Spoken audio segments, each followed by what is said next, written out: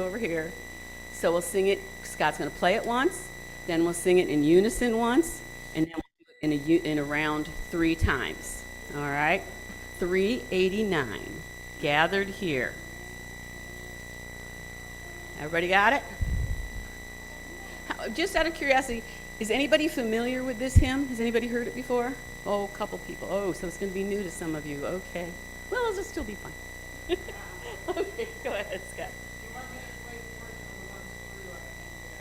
Do you want to be good? Want to be good? Okay. Join in as you know it.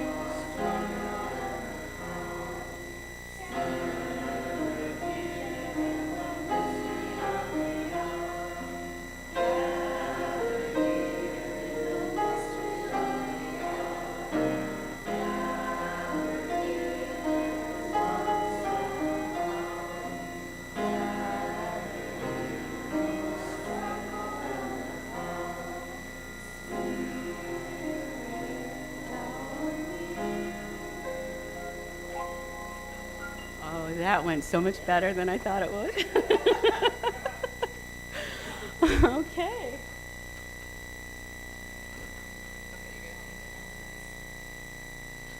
Poppy's going to help me through the announcements today. Good morning. Our first announcement is that UUCC has officially signed up to be a marching contingent for the FLX Pride Parade in Geneva. Woohoo!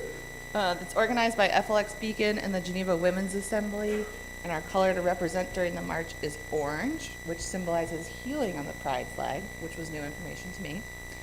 The march will line up at 6:30 p.m. on Saturday, August 9th at 83 Seneca Street and travel 0.68 miles by sidewalk to reach the waterfront near the Visitor Center, where there'll be music and speakers.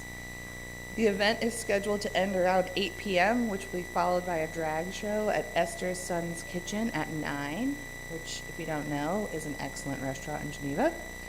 We've also volunteered, keep your dress down, to have a person or two supervise the cooling tent near the Visitor Center from 6 to 7:15. Please let Thomas or Danielle and Lion know if you'd like to join the march or watch the tent. We'd love to have a big group. Go Geneva. And you can find a flyer at the back of the church.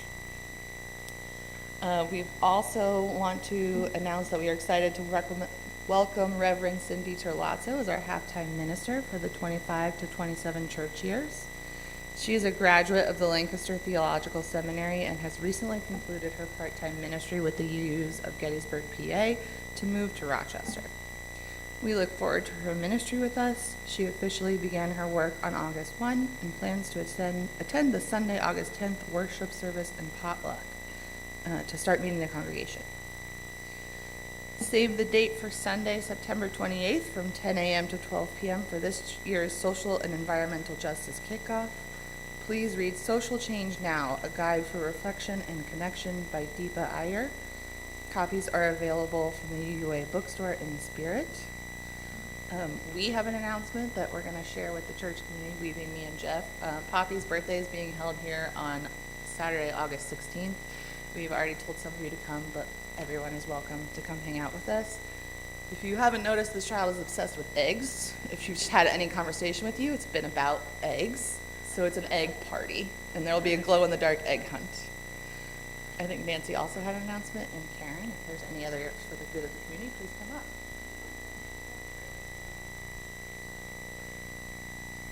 I know many of you know Lynn Cronice. I just wanted to be sure that you had heard that her father, Henry, or Hank, passed away this past week. There's going to be a service, 2 services, both at Fuller Funeral Home this week. Wednesday night from 6 to 8 is a wake, and Thursday morning at 10 o'clock is a celebration of life for Hank. If you have any other questions, I'll be glad to tell you what I know.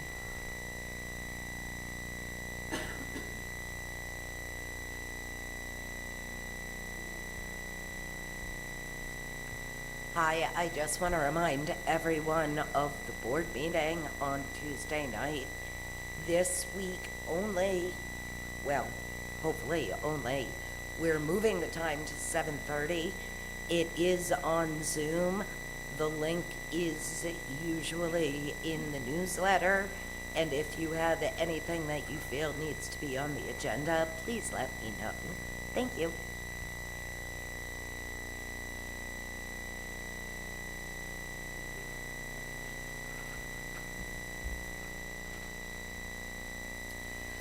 So my name is Jody Brown. Abby and I are very happy to be leading the service this morning. I have been on the pagan path for close to 30 years now, and believe it or not, I came to paganism through my children. One of the things I like about being a UU pagan is that we can introduce elements of a pagan ritual into our more traditional UU service. So we're going to be doing that this morning. One of the things we do in pagan ritual is we call in the elements from the different directions. And so I would like to invite any of you who would like to stand, if you are willing and able, and face the different directions with me as I call in the quarters. And let me find, there we go. And at the end of each, I will be saying hail and welcome. And I invite any of you who would like to respond with hail and welcome, please do so if you choose. We're going to start in the east. I forget I have to stay next to the microphone. Great spirits of the east, the birthplace of spring and the direction from which the sun rises each day, we call upon you to bless us with the power of renewal. Just as the sun rises and a new day dawns over the horizon, guide us through our lives just as the sun guides those who travel the world seeking adventure and enlightenment. Hail and welcome. Now we'll turn to the south. Great spirits of the south, the direction of summer and of light, we call upon you to illuminate the darkest areas of our lives, to bring new ideas and fresh thoughts forth from ourselves, just as the warm summer sun bathes the new shoots and budding plants with life-giving warmth and light. Hail and welcome. Now we'll turn to the west. Great spirits of the west, where fall has its origins, we call upon you to raise out vibration to a higher level so that we may make progress in our earthly tasks before the season of warmth and light comes to an end. Your constant reminder that life must be balanced with work and leisure shall keep us grounded and focused. Hail and welcome. And now we'll turn to the north. Great spirits of the north, where the cold of winter lies in wait, we call upon you to bring us closer together as a community. For as the bounty of summer passes into fall and finally winter, our dependence on one another is critical to surviving the season of darkness. Hail and welcome. And now we're going to go center, but you just, center is the chalice. We turn to center, the place of wisdom and connection. Guide us to a place of calm that we may hear your wisdom within us. No hail and welcome there. Okay. Oh, yep, you're good. You're up.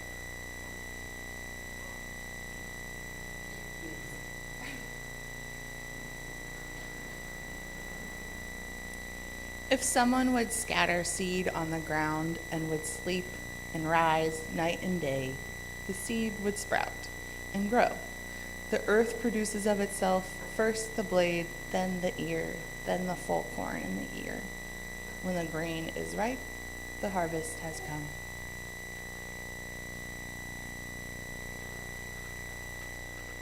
Our opening hymn this morning is Hoof and Horn, which is not in the hymnal.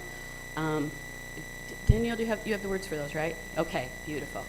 Again, Scott's going to play it through once. We're not going to do a round this time. But because it is a chant, we will do it. We'll sing it 3 times. So he'll play it once, and then we'll all sing it together 3 times. Yeah, I'm sorry, go.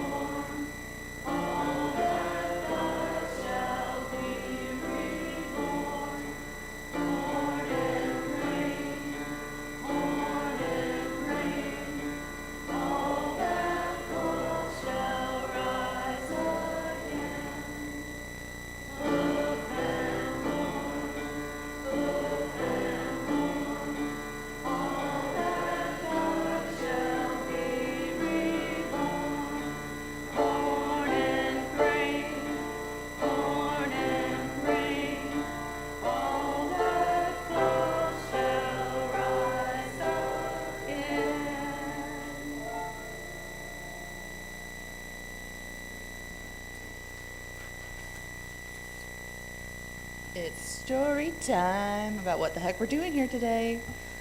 This is a story about the games of Lu, who is the god of, or the god or deity associated with today's harvest holiday, Lunasa. So in ancient Ireland lived a god named Lu. He was known for his many skills and talents, ranging from warrior prowess to artistry, music, and wisdom. Lu was a symbol of the sun's radiant energy and abundance it brought to the land. One year, as the first harvest grew near, a great sadness fell over the land. Ireland was plagued by strife, and the people were divided, each clan keeping to themselves. Lu saw the distance between the tribes and felt the pain of his beloved people. Determined to unite the clans and bring back to the land, Lu devised a grand plan. He traveled far and wide, inviting every tribe to come together in a great assembly called the Games of Lu. Men always name things after themselves. The games would be a test of skill and strength and wisdom, a time when all could come together as one community. Word spread like wildfire, and soon clans from all corners of the land began to arrive at a gathering place. Warriors, artisans, musicians, and people from all walks of life came to participate and witness the games. There were contests of strength and running, jumping and wrestling. There were musicians playing mesmerizing melodies and artisans displaying their finest crafts. There were competitions of wisdom where scholars engaged in lively debates. And as the games unfolded, a transformation occurred. Strangers became friends, rivals turned into allies, and the spirit of unity filled the hearts of all who attended. People from different clans cheered for one another, celebrating each other's achievements and talents. Old animosities were set aside, and Ireland experienced a newfound sense of harmony. At the end, Lu praised the people for their accomplishments, their cooperation, and their willingness to come together as one community. He declared from that day forward, Lunasa would be a time of unity and celebration, a reminder of the power of community and the abundance that could be achieved when people set aside their differences and work together for the common good. And so mote it be.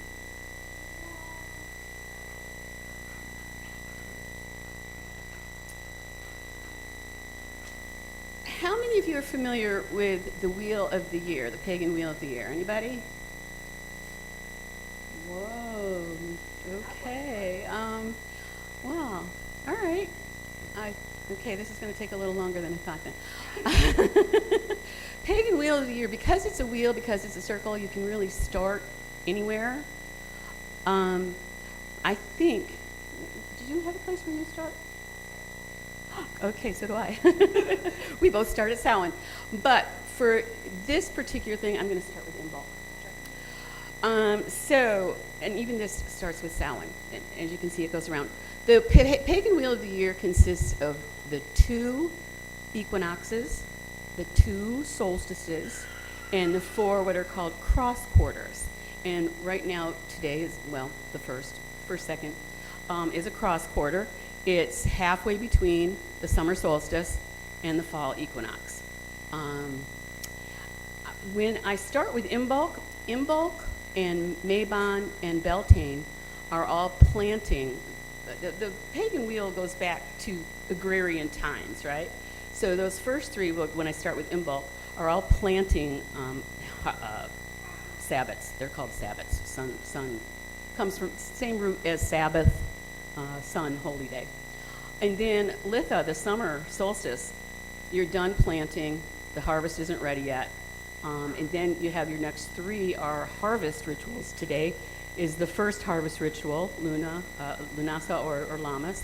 Then the fall equinox, Mabon, and then Samhain, the final harvest ritual. Then you come to Yule, which is the winter solstice. And again, the plants, or the harvest is all over, and it's not time to plant yet. So I have this, I call it plant, plant, plant party, harvest, harvest, harvest party. That's how I remember the Wheel of the Year. But the 2 really what we would consider high holy days in the pagan wheel are Beltane, where it's a huge fertility ritual celebrating and thanking the gods and goddesses for giving us what we hope will be a healthy harvest. And then Samhain, which is Halloween. And that is the time of the year when the veil between our world and the other world is the thinnest. And this is where the whole idea of ghosts on Halloween comes from, because that's a time when our ancestors can reach through the veil to us. So that's more than I was going to tell you. But I hope you found that a little bit interesting. So here we are at Lunasa and Lammas. And even though, let me put this back. Even though I have been a pagan for going on 30 years, I still find that I learn something new every time. In putting this service together, I found out that Lunasa is really the Celtic celebration, and Lammas really comes from the Anglo-Saxons. And let me find my little piece of paper where I'm going to read. Here we go.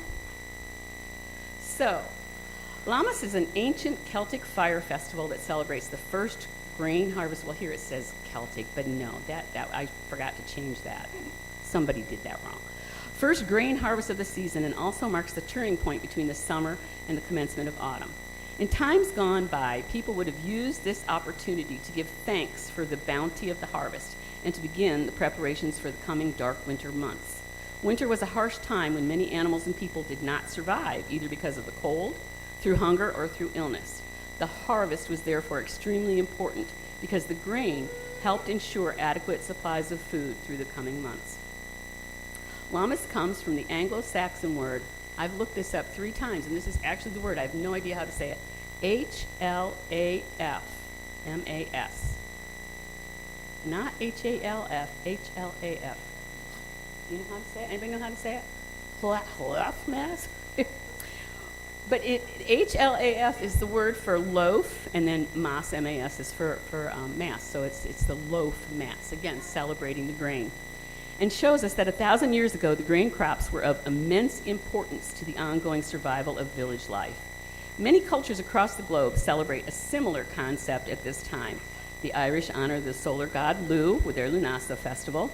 Lu is the king of the Tuatha De Danann, the god of light and the harvest, and this festival marks the point at which he begins to die in sacrifice to ensure an abundant crop. As a celebration of the grain harvest that delivers increased opportunity to survive the coming months, bread is the icon of Lammas. Bread is the product of the grain and thus the embodiment of continued life. Bread, like wine, is a food substance that undergoes a fermentation process, and as such, bread and wine are separated from the usual fruits of the harvest, which need little preparation before consumption. Apples, oranges, nuts, berries, vegetables, and many other fruits of the land can be eaten almost straight from the tree, the vine, or the bush in the ground. They may require washing or even simple cooking, but grain and grapes undergo a process of modification in order to become the revered produce they are. And this process symbolizes civilization, community, and the intellectualization of humankind. Bread is thus the symbol of life, of humankind's ability to survive, but also of the separation between the immortal world of the gods and the mundane and harsh world of mortal humankind. Does anybody want to know anything more about that, or is that more information already than you wanted to know? Everybody's good? All right. So now is the time in our service to join together in the spiritual practice of generosity. Our gifts of both time and money support our church and its work. Each week, we would like to spotlight a group or committee and thank them for their gift of time. This week, the group is the Ministerial Search Committee. Let's give them a...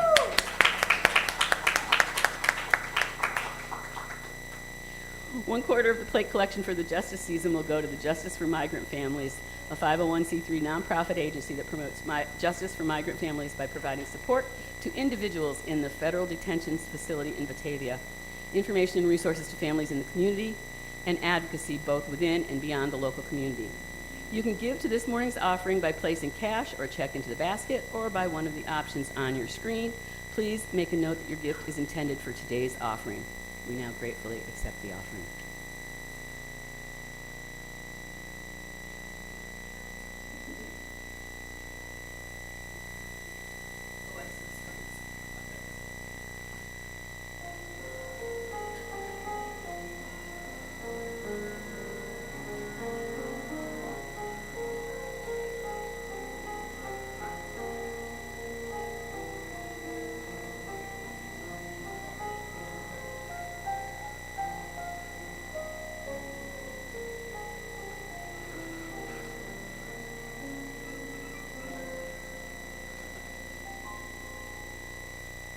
Okay, so we heard about the games and the history and lots of talk of community, so I'm going to lead us through some audience participation here. I asked everyone to bring some gifts with you today, and it's about celebration of sharing in my mind. August has always been a bittersweet month for me. It's bursting with life, it's sticky, it's hot, it's sweaty because the sun is being glorious and letting things grow for us. But the days are getting noticeably shorter, which always bums me out. School's right around the corner, and coming back to routine, it's like peeking around. The end of our vacations and beach days are coming. It always makes me sad. But as my spiritual practice has moved from one of Christianity and evolved into seasonal worship through witchcraft, this day has become one of my favorite stops along the wheel.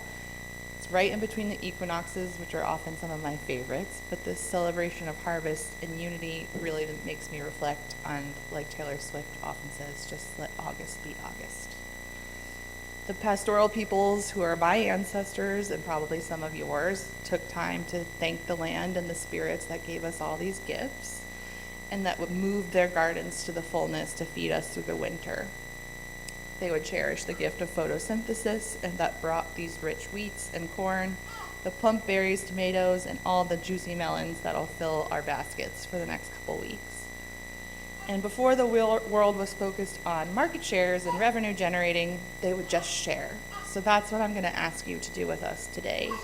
We're going to share in the joys of August, especially special now that I have an August baby. And I want to remind you that your gift does not have to be a whole harvest. It could be one single flower. and that will be enough for everyone to leave here with a little blessing. So my family will start bringing stuff up, and then everyone can come up too.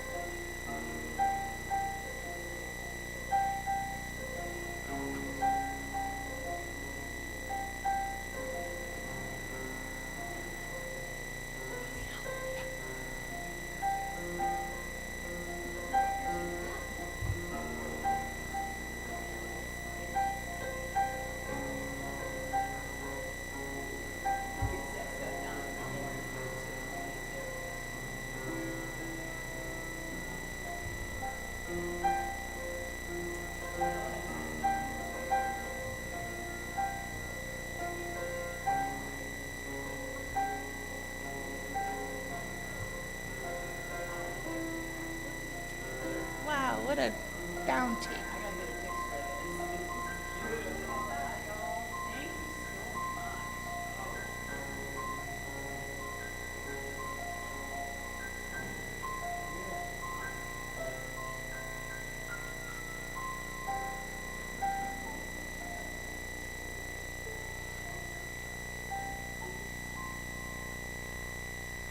Look at that magic. Who did it? We're going to do another call and response. So I told you audience participation, but I want to make sure we have it on the slides before I get going. We're not going to do a call and response. Oh, it's in the book. It's 568.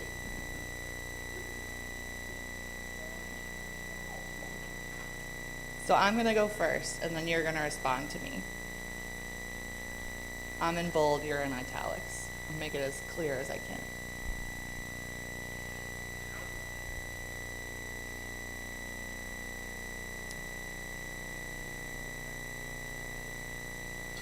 Connections are made slowly. Sometimes they grow underground.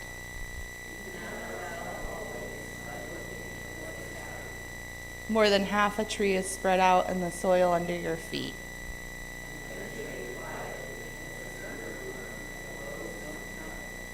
Fight persistently as the creeper that brings down the tree.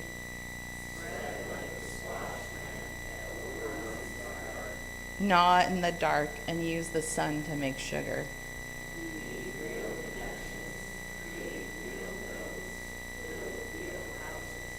Live a life you can endure. Make love that is loving.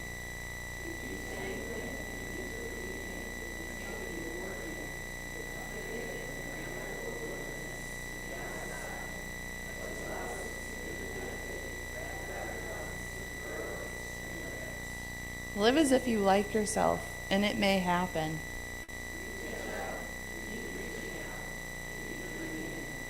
This is how you're going to live for a long time, not always.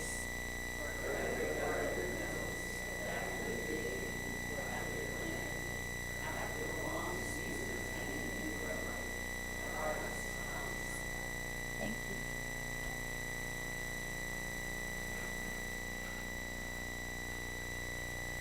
In case you can't tell, I hurt my knee a few weeks ago. And yesterday I was feeling so much better. I like to do my Fitbit steps. I did 250 steps every hour. And I said, oh, yesterday it's feeling so much better. I can do all my Fitbit steps. And I woke up this morning and said, that was not a good idea. It hurts worse now than it did 3 days ago. All right, today we're going to do another hymn, number 395 in your gray hymnal. And it's a chant again. So Scott's going to play through it once, and then we're going to sing it 3 times, because that's what I do with chants. I sing them through 3 times. All right.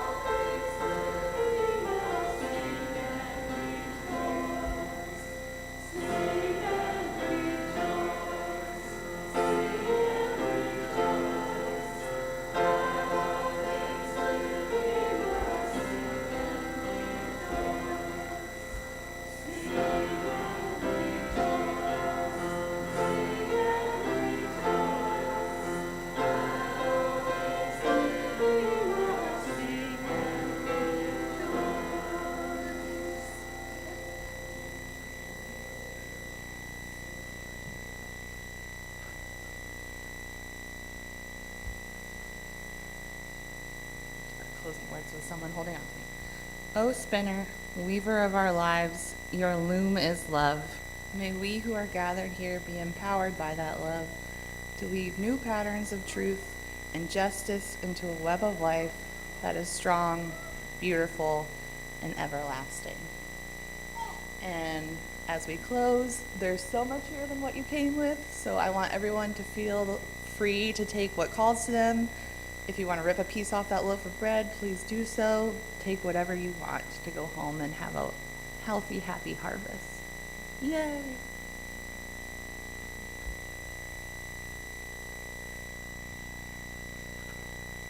All right, I gotta remember which comes first. Closing words, okay, we're releasing the quarters. Now, as part of a pagan ritual, once we call all the elements in, at the end of the ritual, we need to let them go home. So we're going to do the same thing we did at the beginning. We're going to, if you would like to stand up with me and face the different directions as we release the quarters. And at the end, I will be saying hail and farewell. If you would like to, I invite you to respond with hail and farewell if you so choose. So we're starting in the east. Great spirits of the east, we thank you for your attendance in our circle. Stay if you will, go if you must, in perfect love and perfect trust. Hail and farewell. And to the south. Great spirits of the south, we thank you for your attendance in our circle. Stay if you will, go if you must, in perfect love and perfect trust. Hail and farewell. Over to the west. Great spirits of the west, we thank you for your attendance in our circle. Stay if you will, go if you must, in perfect love and perfect trust. Hail and farewell.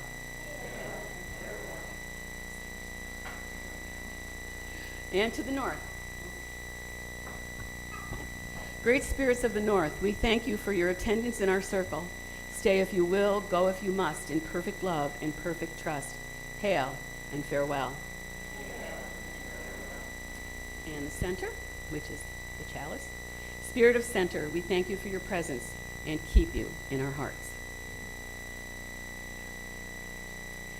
And our closing hymn, which if, well, it's the postlude, but it's, you can sit or you can stand, either way, I don't care what you do. It's in your gray hymnals, number 387, the earth, the water, the fire, the air. And again, 3 times, because it's a chant. Scott will play it through once, and then 387, yes, 387, and we'll sing it 3 times.